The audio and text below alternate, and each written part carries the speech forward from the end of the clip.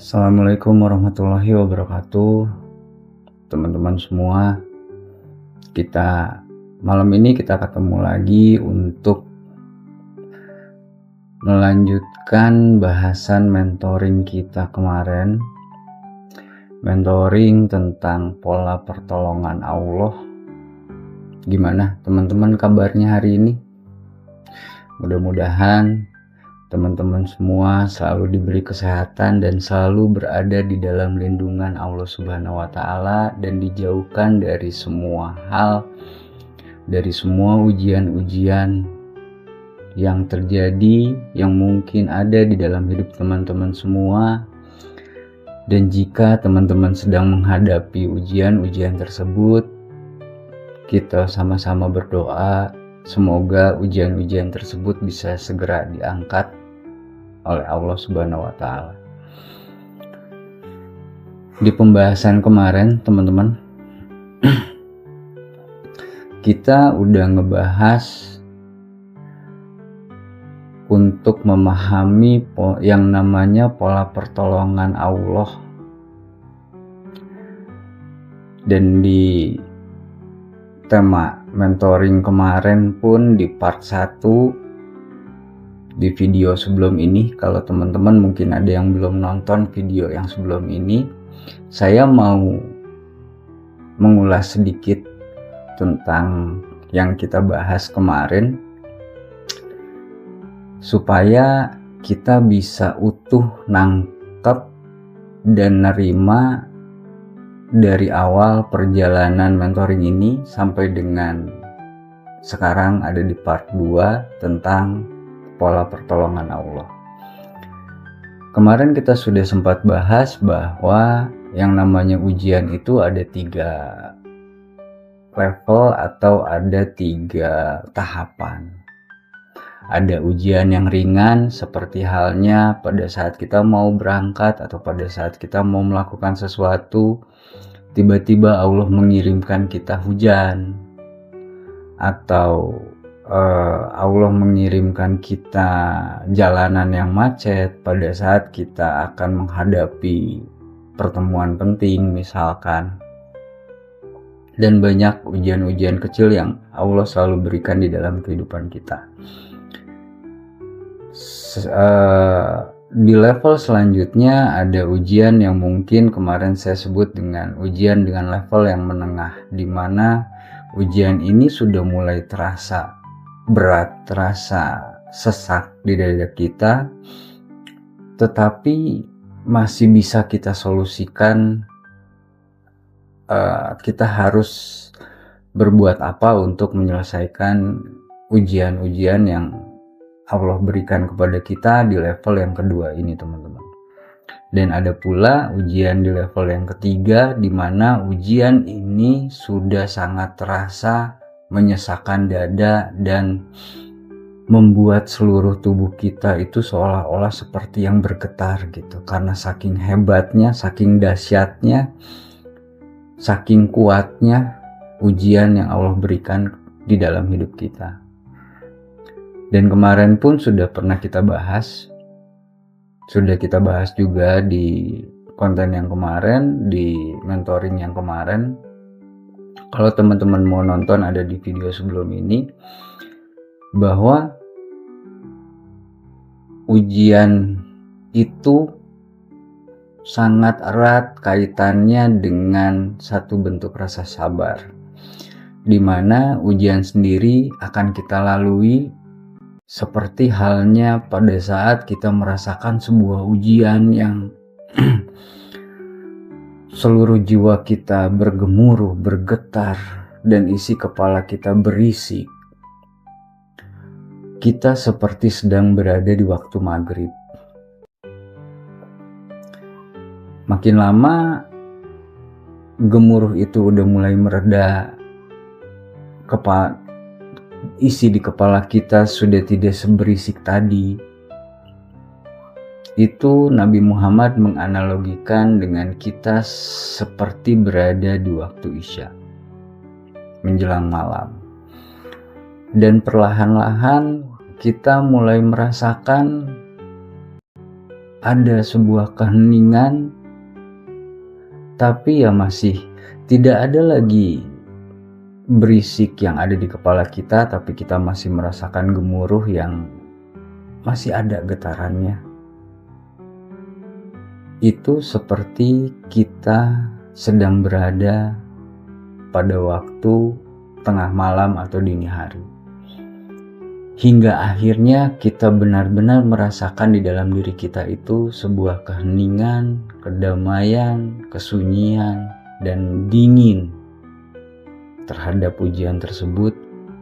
Maka di saat itu, itulah saat kita akan menghadapi atau kita akan menyambut fajar.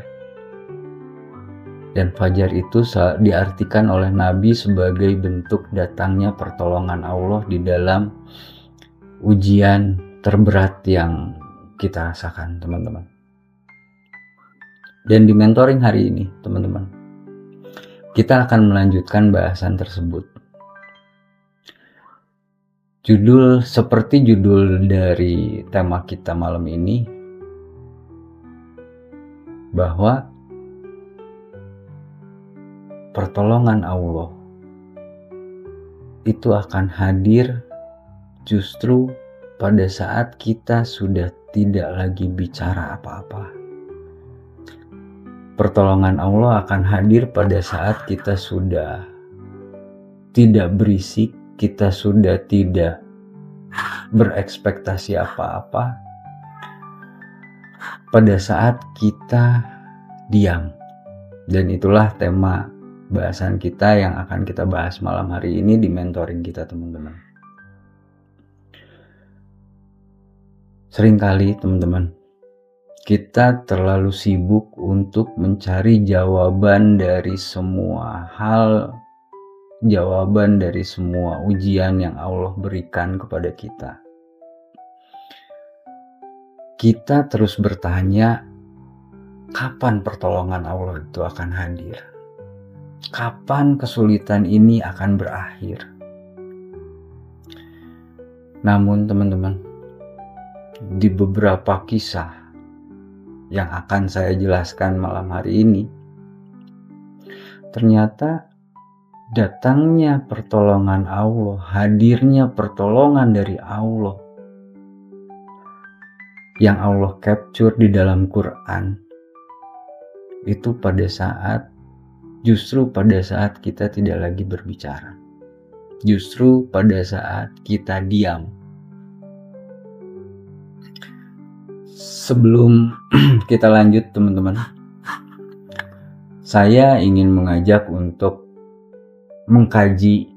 Kita mulai dari surat Maryam ayat 1 sampai dengan ayat 10.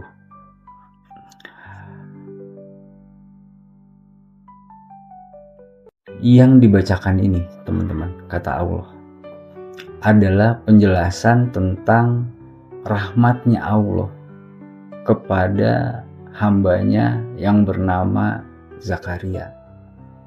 Ini adalah capturan ceritanya Allah tentang Nabi Zakaria, teman-teman. Nabi Zakaria itu dia berdoa sama Allah untuk memiliki keturunan atau untuk memiliki anak. Tidak pernah putus asa, tidak pernah berhenti, tidak pernah menyerah, dan Nabi Zakaria berdoa sampai dengan waktu 40 tahun lamanya. Di saat tubuhnya sudah tidak muda lagi, di saat istrinya sudah tidak muda lagi, bahkan nggak mungkin untuk Nabi Zakaria sama istrinya punya anak tuh nggak mungkin gitu. Dan istrinya sudah divonis tidak bisa memiliki keturunan. Tapi Zakaria tidak menyerah, Nabi Zakaria tidak berhenti, dan Nabi Zakaria terus memohon kepada Allah. Sampai pada saat dimention tuh sama Allah doanya. Doanya Nabi Zakaria dijawab sama Allah. Di surat Maryam ini Allah bilang gini,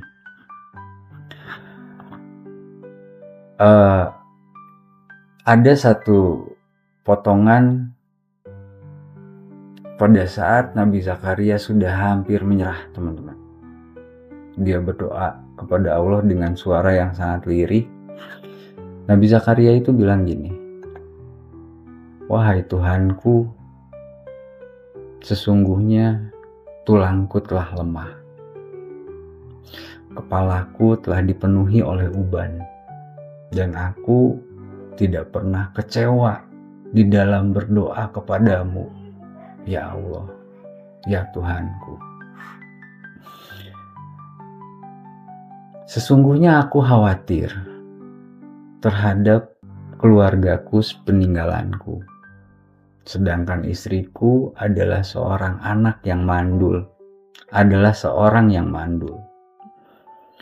Anugerahilah aku seorang anak dari sisimu." Dan saking kerennya, teman-teman, doa Nabi Zakaria ini di-repost tuh sama Allah, di-repost sama Allah, dimasukin ke surat Maryam di dalam Quran. Seorang anak yang akan mewarisi aku dan keluarga Yakub, serta jadikanlah dia, wahai Tuhanku, seorang yang Engkau ridhoi.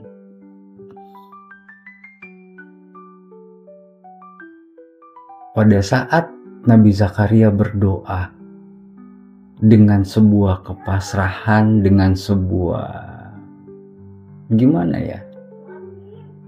sih kita ngerasa kalau ini udah gak mungkin, gak bisa, gak mungkin, tapi dengan sebuah kekuatan yang kita percaya bahwa tidak ada yang tidak mungkin di sisi Allah, tiba-tiba Allah jawab, teman-teman. Allah jawab gini, "Wahai Zakaria, kami memberi kabar gembira kepadamu dengan seorang anak laki-laki yang bernama Yahya. Yang nama itu tidak pernah kami berikan sebelumnya kepada siapapun." Tiba-tiba, teman-teman, pada saat Allah menjawab doanya Nabi Zakaria lewat Jibril bilang, "Ya Zakaria, engkau akan dikasih anak laki-laki. Dan berilah anak laki-laki itu nama Yahya. Nama yang baik, nama yang mulia yang tidak pernah kami berikan sebelumnya, atau tidak pernah Allah berikan sebelumnya kepada hambanya siapapun." Terus di dalam dialog itu, teman-teman, Nabi Zakaria tuh nanya lagi lewat Jibril gitu ya, nanya ke Allah lewat Jibril, "Ya Allah, ya Gabriel gitu, ya Jibril, bagaimana mungkin aku akan mempunyai seorang anak, sedangkan istriku aja seorang yang mandul, dan sungguh aku sudah mencapai usia yang sangat tua," kata Nabi Zakaria. Jadi di framing ini, teman-teman, kebayang nggak kita berdoa sesuatu yang udah kita hampir nyerah banget, kita nggak tahu, dan kita tahu kita doa itu nggak mungkin untuk bisa terjadi. Tiba-tiba di-repost sama Allah gitu, tiba-tiba dijawab sama Allah lewat Jibril, kita dikasih gitu, yang kita tahu kondisi kita tuh nggak mungkin. Nah, itu yang terjadi sama Nabi Zakaria itu. Pada saat itu Nabi Zakaria usianya sudah tidak muda lagi, dan sampai Nabi Zakaria aja nggak percaya, "Ya Jibril, gimana mungkin saya bisa punya anak? Saya ini udah tua dan istri saya mandul dan kita udah tua gitu. Nggak mungkin, ini pasti prank," gitu kata Nabi Zakaria gitu ya ke Jibril gitu. Terus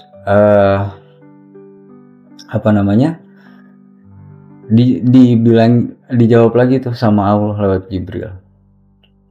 Jibril ngomong gini, "Ya Allah ngomong gitu kata Allah gitu ya, lewat Jibril nih ke Nabi Zakaria. Hal itu mudah bagiku, sungguh mudah bagiku. Engkau telah aku ciptakan sebelum itu. Padahal waktu itu engkau belum berwujud sama sekali. Allah cuma ngejawab gitu. Lewat Jibril ke Nabi Zakaria. Tapi teman-teman, saking senengnya dan saking terkejutnya gitu, sampai Nabi Zakaria itu nggak percaya gitu bahwa dia akan diberikan seorang anak, bahwa di usianya yang sudah setua itu dia masih diberi kesempatan untuk diberikan seorang keturunan, bukan hanya seorang anak, seorang keturunan, anak laki-laki yang dia bisa membawa mahrabnya dan bisa menjadi orang yang mulia bagi Nabi Zakaria pada saat itu. Sampai Nabi Zakaria tuh bilang gini teman-teman, wahai Tuhanku, Nabi Zakaria bilang ke Jibril gini, kalau memang ini benar, tolong kasih aku tanda-tandanya. Itu apa? Karena ini nggak mungkin buat aku tuh, ini terjadi tuh nggak mungkin gitu. Terus Allah lewat Jibril tuh ngomong gitu ke Nabi Zakaria, tandanya bagimu adalah nanti nih ya Zakaria, kata Jibril gitu ya, nanti nih selama 3 hari kamu tuh gak akan bisa ngomong apapun sama manusia selain kamu hanya dikasih izin atau hanya bisa ngomong dengan menyebut nama Allah atau bertasbih. Jadi teman-teman, dijawab lagi nih sama Allah gitu ya, ketidakpercayaan Nabi Zakaria ini gitu. Allah bilang, jadi Nabi Zakaria itu untuk dikasih tanda-tandanya itu dikasih tuh sama Allah selama 3 hari. Nabi Zakaria itu nggak bisa ngomong kayak kita, kayak gini tuh nggak bisa. Nabi Zakaria cuma bisa berzikir. Jadi kalau ada orang yang ketemu gitu sama Nabi Zakaria gitu, oh Nabi saya begini, Nabi Zakaria cuma bisa jawab insya Allah atau subhanallah, Allahu Akbar, alhamdulillah, la ilaha illallah,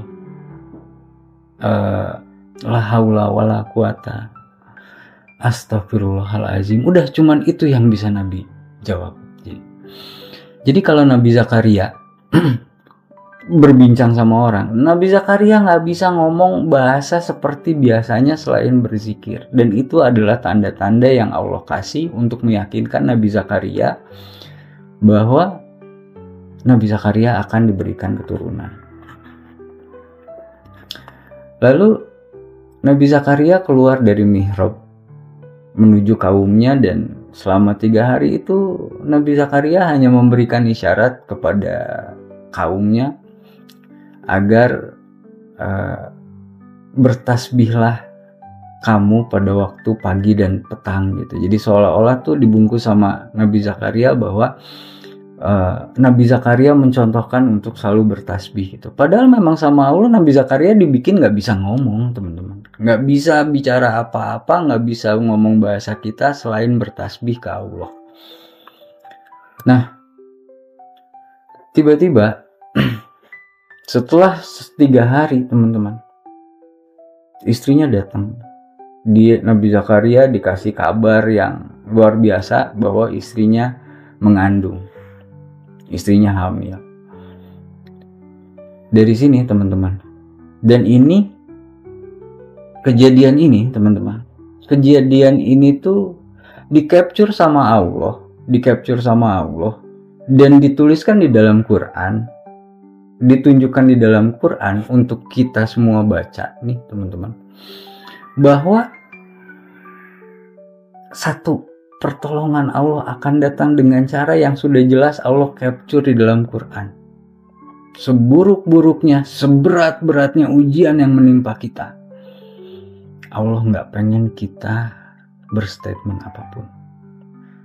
Kalau perlu cukup diam dan berzikir selama 3 hari seperti yang dilakukan oleh Nabi Zakaria.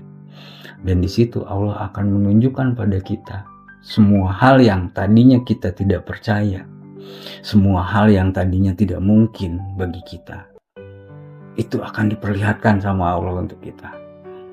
Dan kenapa Allah capture ini teman-teman untuk kita?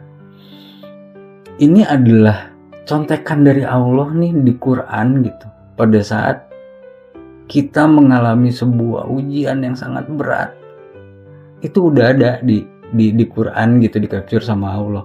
Kalau kamu minta pertolonganku, ikutilah apa yang dilakukan oleh nabimu gitu. Ikutilah apa yang dilakukan oleh Nabi Zakaria. Lalu Nabi Zakaria ini enggak main-main teman-teman.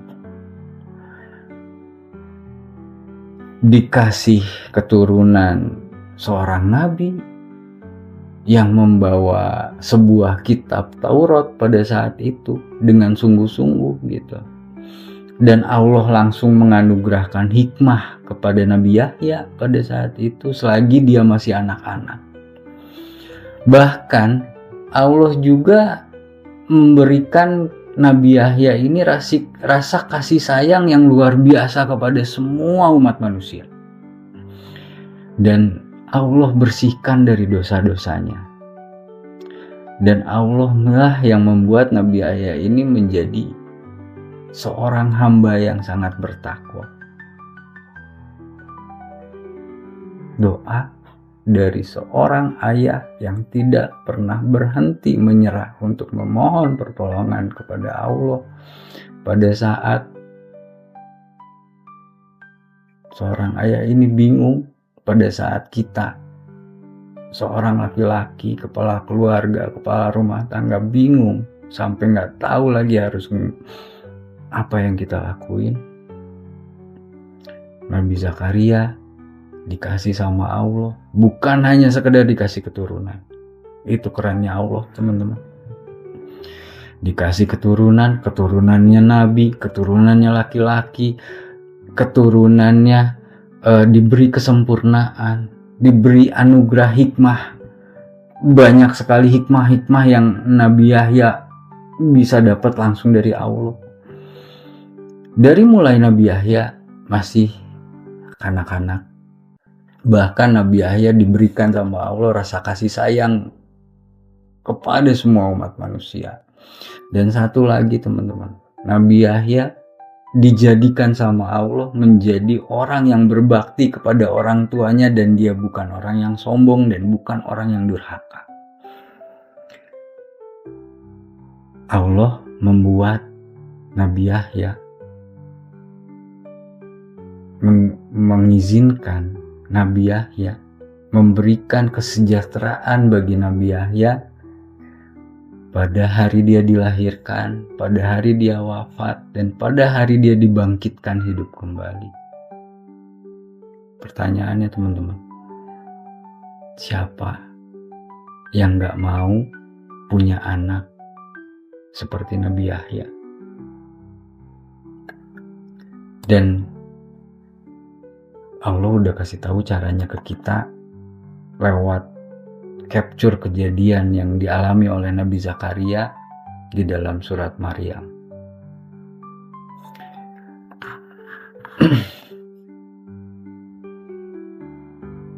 Ada kisah lagi teman-teman. Kisah gimana Nabi Yunus bisa mengajarkan kita sebuah hal yang sangat penting, sebuah kekuatan yang luar biasa. Pada saat kita harus berhenti untuk bertanya kenapa, apa, gimana, dan kita mulai berserah. Ini adalah kisah saat Nabi Yunus ada di dalam kegelapan perut ikan. Nabi Yunus tuh gak berusaha untuk mengendalikan keadaan, gak berusaha untuk mengontrol keadaan. Nabi Yunus hanya mengakui kesalahannya pada saat itu dan bertasbih sama Allah dan menyerahkan dirinya sepenuhnya kepada Allah. Dan saat itulah, pada saat semuanya sudah dia serahkan, Allah menyelamatkannya. Allah membuka pertolongan untuk Nabi Yunus, teman-teman. Bahkan pada saat Nabi Yunus ada di dalam perut ikan itu, teman-teman, Nabi Yunus sama sekali tidak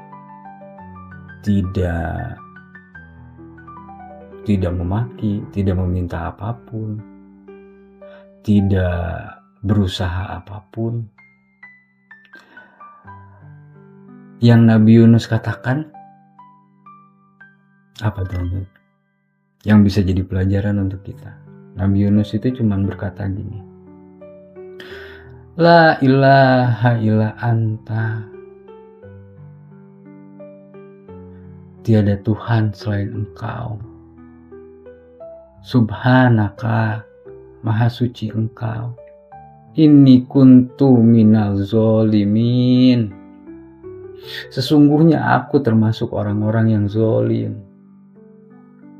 Dan saking kerennya, teman-teman, apa yang Nabi Yunus katakan ini Allah capture juga di dalam surat An-Nabiyah ayat 87. Ini yang pada saat Nabi Yunus diam, pasrah, justru Allah capture. Dan jawabannya pun Allah capture, teman-teman.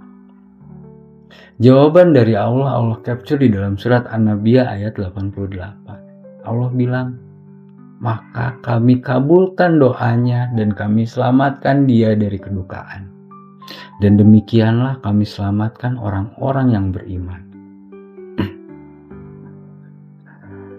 Di dalam hidup, teman-teman, seringkali kita melihat dan kita mengira bahwa semakin keras kita berusaha, maka kita pikir pertolongan itu akan semakin cepat datang. Tapi teman-teman, ada kalanya Allah itu cuma pengen kita untuk diam. Bukan untuk menyerah, tapi untuk belajar percaya bahwa Allah ada. Belajar percaya bahwa Allah akan menolong kita dan Allah tidak akan pernah meninggalkan kita. Diam karena hati yang sudah lelah bertanya kapan semuanya akan membaik. Diam mungkin karena sudah tidak ada lagi air mata yang tersisa untuk menangis. Diam karena mungkin satu-satunya yang tersisa di dalam diri kita hanyalah kepasrahan dan menunggu pertolongan dari Allah, teman-teman. Justru di saat itulah seringkali Allah hadir, Allah datang dengan cara yang kita tidak pernah duga sama sekali sebelumnya.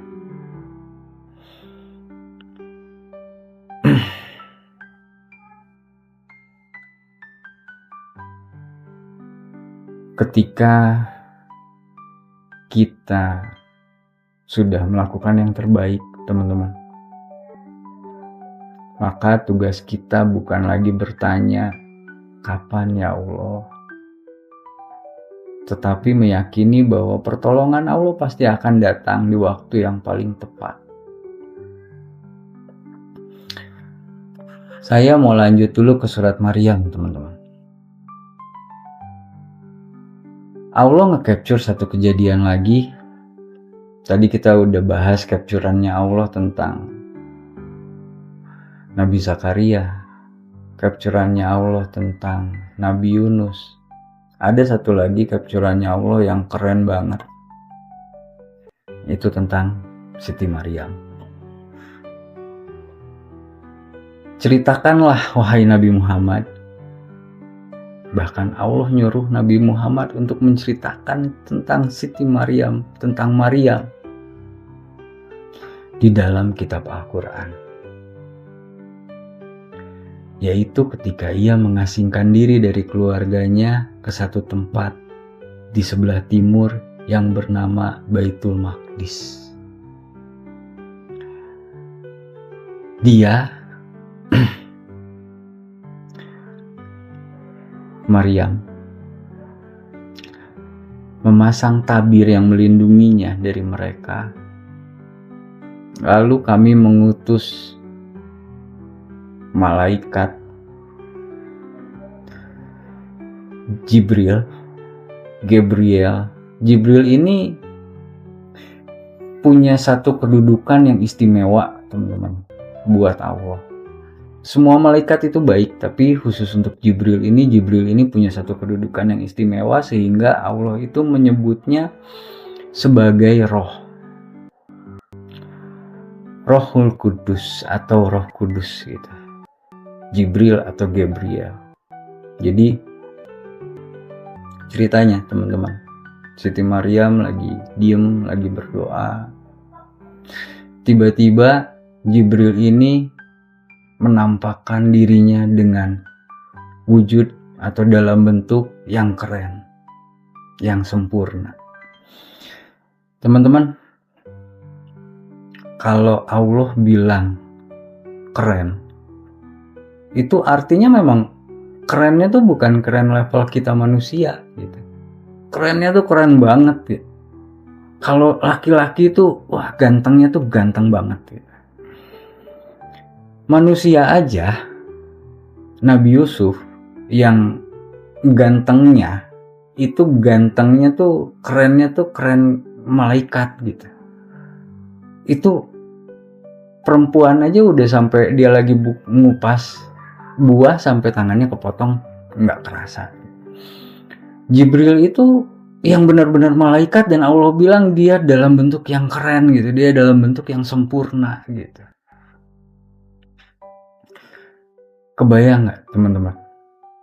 Buat uhti nih, buat bunda-bunda gitu, kalau tiba-tiba lagi berdoa gitu di satu ruangan yang kosong, kita lagi memohon, tiba-tiba ada sesosok laki-laki yang keren banget di depan kita.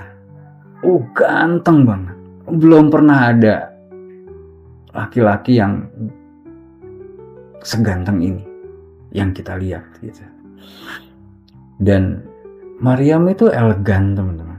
Maryam itu nggak kalah keren. Maryam itu perempuan yang elegan banget. Pada saat Maryam melihat, Maryam langsung nundukin kepalanya. Dan apa yang Maryam bilang? Maryam langsung bilang, Qala anta a'udzu birahmani. Jadi Maryam ini langsung bertaus, teman-teman, saking elegannya gitu. Cuman kalau ngelihat hal yang menyeramkan kan kita mungkin yang diomongin itu auzubillahi minasyaitonirrajim gitu. Ini karena begitu dilihat ini orang keren banget gitu. Kayaknya nggak mungkin kalau dia jin gitu, kalau dia setan tuh nggak mungkin gitu. Dan Maryam bisa langsung bernarasi a'udzu birahman minka in kunta taqiyya. Ini bahasa spontan. Ini tuh keren banget, teman-teman. Bahasa spontan seorang perempuan pada saat dia melihat laki-laki yang ganteng banget, keren banget. Nggak bisa dibilang deh, nggak bisa dijelasin deh gitu kerennya kayak apa gitu, saking kerennya. Dia cuman bilang gini, sesungguhnya aku berlindung kepada Tuhan yang Maha Pengasih darimu untuk berbuat jahat kepadaku jika kamu seorang yang bertakwa, sambil menundukkan kepalanya gitu. Ini perempuan elegan banget, teman-teman. Terus udah gitu Jibril ngomong, sesungguhnya aku hanyalah utusan Tuhanmu. Dan di situ Maryam sadar, oh malaikat, ya udahlah nggak mungkin gitu ya untuk ngapa-ngapain gitu, untuk berharap gitu kan, dia laki-laki yang ganteng gitu, Maryam berharap nggak mungkin lah. Oh ya udah biasa lagi gitu. Jibril ngomong, sesungguhnya aku hanya utusan Tuhanmu untuk memberikan anugerah seorang anak laki-laki yang suci kepadamu. Dan Maryam, seorang perempuan, belum pernah menikah, jangankan menikah, disentuh aja belum pernah. Di dalam kebingungannya dia nanya lagi, gimana mungkin aku punya seorang anak laki-laki? Padahal tidak pernah ada seorang laki-laki pun yang menyentuhku. Dan aku bukan seorang pelacur. Lalu Jibril ini ngomong lagi, demikianlah Allah berfirman, hal itu sangat mudah bagi Allah. Dan agar hal itu bertujuan supaya menjadi tanda kebesarannya Allah bagi umat manusia dan rahmat dari Allah. Hal itu adalah satu urusan yang sudah diputuskan. Jadi Maryam gak bisa nolak gitu. Di dalam kebingungannya teman-teman, Maryam mengandung lalu melahirkan sambil mengasingkan diri bersama dengan anaknya ke tempat yang jauh. Karena bingung gitu, ini saya harus ngomong apa? Kebayang ya teman-teman, perempuan pintar, soleh, dan Maryam itu adalah seorang perempuan yang dia lebih sensitif daripada semua perempuan yang ada di muka bumi. Dia overthinking gitu. Pada saat yang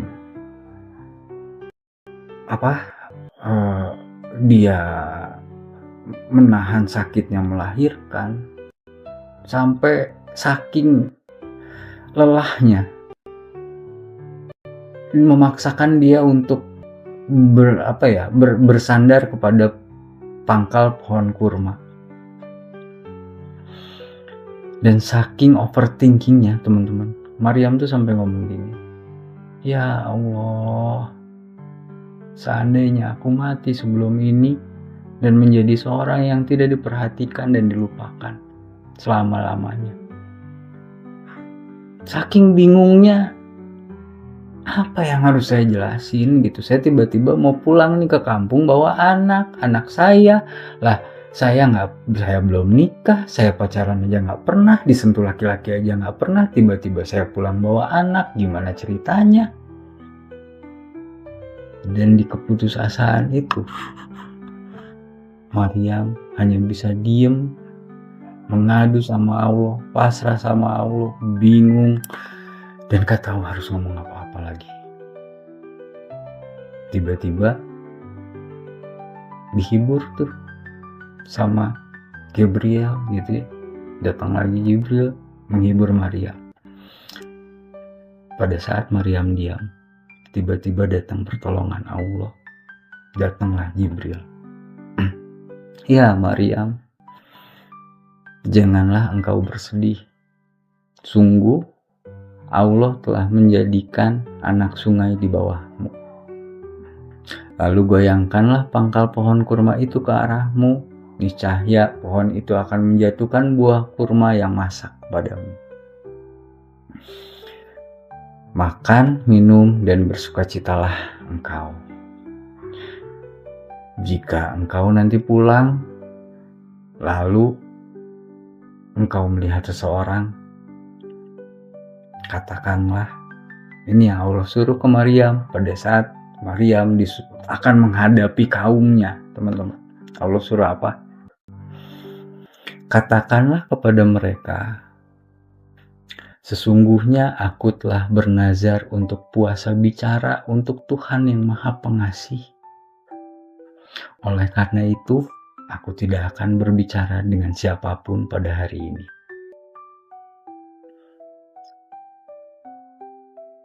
Allah, teman-teman.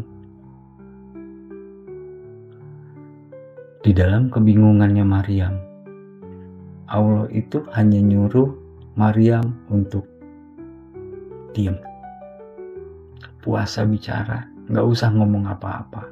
Kalau ada yang nanya, bilang aja, Maryam, aku sedang berpuasa bicara.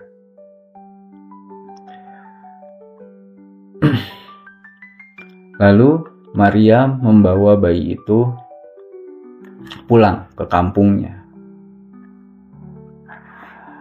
Maryam membawa bayi itu pulang ke kampungnya, bertemu kepada kaumnya, dan sambil menggendong bayi itu, teman-teman. Kebayang gak, teman-teman, kalau tiba-tiba nih, teman-teman, ada di kondisi, ada di posisinya Maryam dengan diberikan dengan diberikan anugerah dari Allah bahwa teman-teman itu orang yang sangat-sangat sensitif, bahkan orang yang paling sensitif, perempuan yang paling sensitif yang ada di muka bumi. Dia harus menanggung malu, dia harus bingung, dia harus menanggung, berkecambuk semua. Dan begitu sampai, benar aja, kaumnya datang menghina Maryam tanpa henti. Wahai Maryam, sungguh engkau benar-benar telah membawa sesuatu yang sangat munkar. Gimana kalau teman-teman tiba-tiba difitnah, bukan sama satu orang, sama satu kota, bahwa kamu itu sudah membawa aib, membawa bencana, membuat malu, dan lain sebagainya hinaan. Wahai saudara Harun perempuan, ayahmu bukan seorang yang berperangai buruk, dan ibumu bukan pula seorang pezina. Gimana kalau teman-teman ada di posisi Maryam pada saat itu, yang teman-teman dituduh seolah-olah menjadi perempuan yang tidak baik gitu, menjadi seorang pelacur. Sakit hati, marah, kesel pasti, emosi, udah campur aduk tuh, pengennya ngejawab aja gitu kan. Tapi Allah nyuruh Maryam untuk diam. Lalu Maryam cuman nunjuk ke bayinya, tanya aja sama dia. Terus berhenti sampai situ? Enggak. Kaumnya malah, nih bener-bener nih Maryam udah sakit jiwa nih gara-gara selingkuhannya, gara-gara laki-laki yang tidak bertanggung jawab yang ninggalin dia gitu. Masa kita disuruh ngomong sama anak kecil, sama bayi, sama yang anak kecil yang masih berada di dalam ayunan, masih berada di dalam gendongan maksudnya gitu. Qadarulahnya teman-teman, tiba-tiba Nabi Isa bilang, ngomong, si bayi Isa ini, bayi yang namanya Nabi Isa ini, sesungguhnya aku hamba Allah. Dia akan memberiku sebuah kitab dan menjadikan aku seorang nabi. Anak kecil loh yang ngomong, bayi yang ngomong, bayi merah yang ngomong kayak gitu teman-teman. Allah menjadikan aku seorang yang diberkahi di mana saja aku berada, dan memerintahkan kepadaku untuk melaksanakan sholat serta menunaikan zakat sepanjang hayatku. Di sini kita tahu teman-teman, di surat Maryam ini kita tahu bahwa perintah sholat itu turunnya bukan pada saat Nabi Muhammad Isra Mi'raj. Perintah sholat itu sudah ada dari Nabi Isa masih bayi, udah disuruh sama Allah untuk sholat dan berzakat. Tapi karena pada saat itu perspektif sholat itu, karena sebelum terjadinya sebuah perjalanan Nabi Muhammad yang namanya Isra Mi'raj, maka sholat itu didefinisikan sebagai yes for everything to Allah. Segala sesuatunya terkonek sama Allah, tersambung sama Allah. Maka Nabi Isa bilang, Allah telah memerintahkan kepada aku untuk melaksanakan sholat serta menunaikan zakat sepanjang waktu. Dan Allah juga memerintahkan kepada aku untuk berbakti kepada ibuku, serta dia tidak menjadikanku orang yang sombong lagi celaka. Semoga kesejahteraan dilimpahkan kepadaku pada hari kelahiranku, hari wafatku, dan hari aku dibangkitkan kembali, teman-teman. Dari bayi, Nabi Isa ini udah ngeluarin statement nih. Kesejahteraan dilimpahkan kepadaku pada hari kelahiranku, di mana dia pada saat masih bayi, dia sudah bisa ngomong. Hari wafatku dan hari kebangkitanku. Pada percaya? Enggak, teman-teman. Ya, dan itulah hakikat seorang Nabi Isa, putra Maryam, dengan perkataan benar yang mereka ragukan.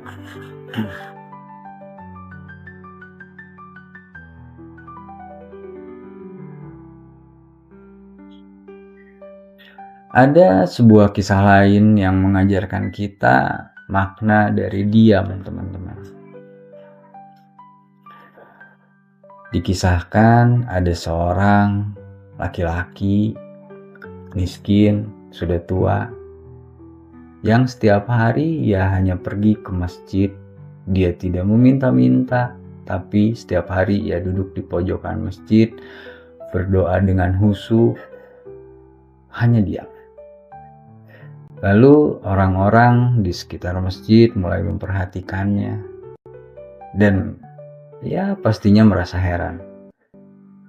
Kenapa ia tidak mencari pekerjaan? Kenapa ia tidak meminta bantuan kepada orang lain?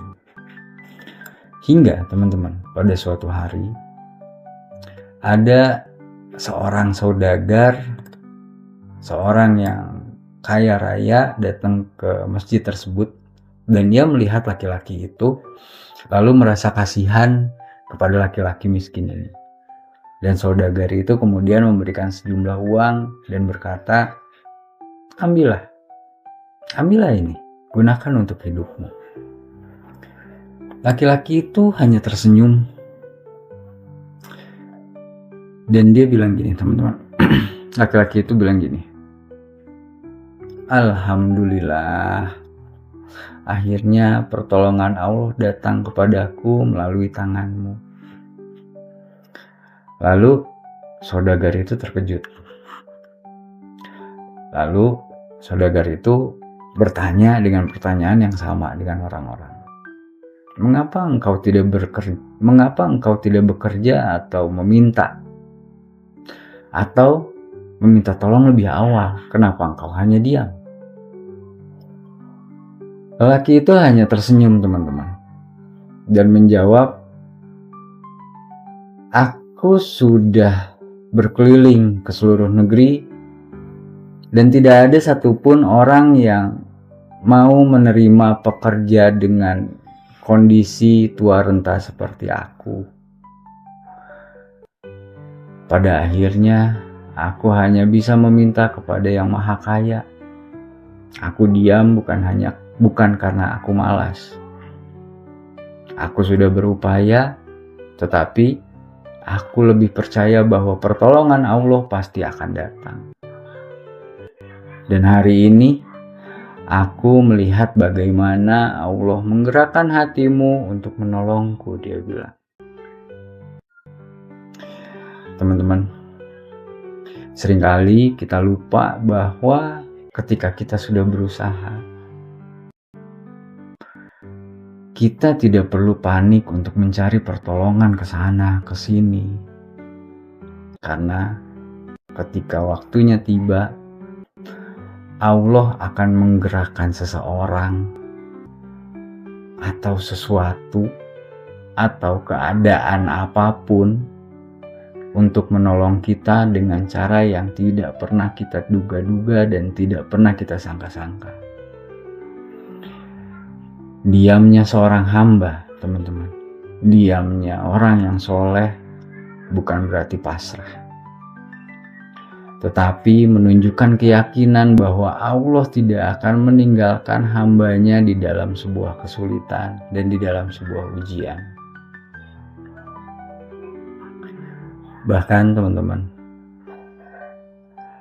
ada satu perbedaan antara menyerah dan berserah. Menyerah berarti kita putus asa, berhenti berusaha dan membiarkan keadaan untuk mengendalikan hidup kita. Sedangkan berserah, teman-teman, berserah adalah kita menyerahkan hasil akhir kepada Allah setelah kita melakukan segala daya dan upaya yang mampu untuk kita lakukan. Tapi seringkali kita merasa gelisah di saat sesuatu yang kita harapkan tidak segera terjadi. Mungkin, teman-teman, Allah menunda sesuatu itu bukan karena Ia tidak mendengar doa kita, bukan karena Allah tidak mendengar doa kita, tetapi karena kita yang belum siap untuk menerima doa tersebut. Misalnya, ada seorang anak kecil yang meminta pisau kepada ibunya, atau anak kita minta pisau sama kita. Tentu kita nggak akan langsung memberikan pisau tersebut. Bukan karena kita nggak sayang sama anak kita, tapi karena kita tahu bahwa anak kita belum siap untuk menerima benda tersebut. Begitu pula sama Allah, teman-teman. Jika sesuatu belum Allah berikan kepada kita, mungkin karena kita belum siap, mungkin karena kita masih perlu belajar, mungkin karena kita masih perlu untuk mempersiapkan diri, mempersiapkan hati, dan mempersiapkan jiwa kita agar ketika pertolongan Allah itu datang, kita bisa menerimanya dengan bijak. Di saat kita diam, teman-teman, kita akan berhenti untuk mendikte Allah tentang apa yang harus terjadi dan tentang semua yang kita inginkan. Pada saat kita diam, saat itulah Allah menunjukkan kebesarannya dengan caranya sendiri, teman-teman. Banyak orang yang mengalami keajaiban-keajaiban pada saat mereka sudah berada di titik terendah dan tidak bisa berbuat apa-apa selain hanya diam dan berserah.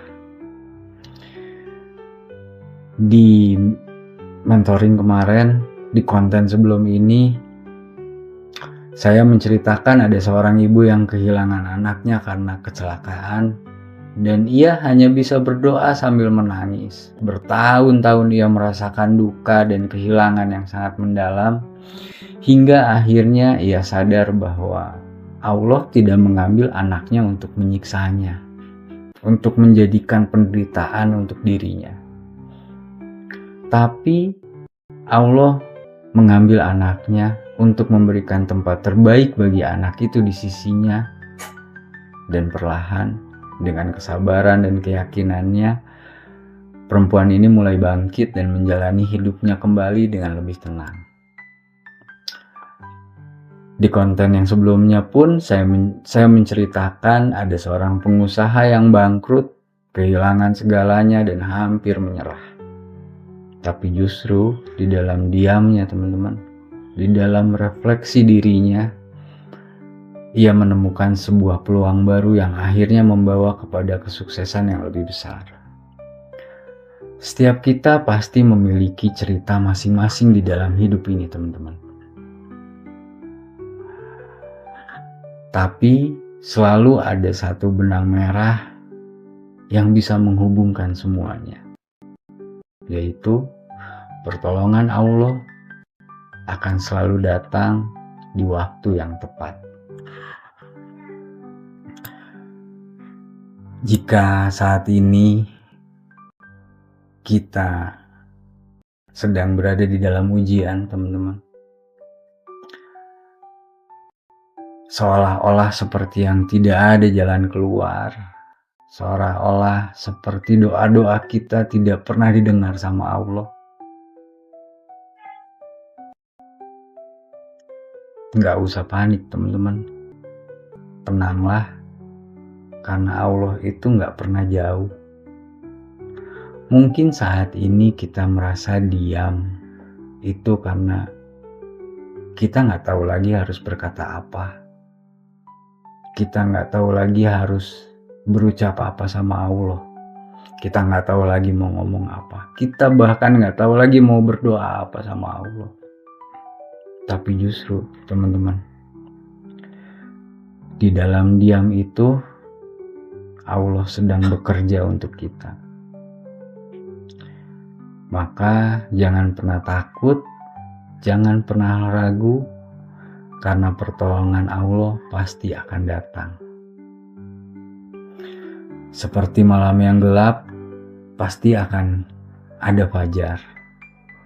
Seperti badai yang besar, pasti akan ada terang. Allah lebih dekat daripada apa yang kita kira, teman-teman. Dan Allah selalu tahu kapan waktu yang paling tepat untuk menolong hambanya. Percayalah sama Allah, teman-teman, dan biarkan Allah lah yang bekerja di dalam diam kita. Sebelum saya tutup mentoring ini, teman-teman, ada satu lagi screenshot dari Allah, kata-kata Allah yang Allah capture di dalam surat At-Talaq ayat 2 dan ayat 3. Allah bilang gini, dan barang siapa bertakwa kepada Allah, niscaya Allah akan memberinya jalan keluar dan memberinya rizki dari arah yang tidak disangka-sangka. Mungkin sekian dulu, teman-teman, mentoring kita malam ini. Kita akan lanjut di mentoring yang akan datang. Mudah-mudahan mentoring ini ada manfaat dan ada berkah yang bisa teman-teman ambil. Mudah-mudahan dari pertemuan demi pertemuan kita di mentoring ini selalu bisa membuat kita bisa bersama-sama untuk bertumbuh. Jangan lupa untuk like, share, dan subscribe video ini jika teman-teman merasa ada manfaat yang bisa diambil dari video ini. Sekian dulu dari saya malam ini, teman-teman. Assalamualaikum warahmatullahi wabarakatuh.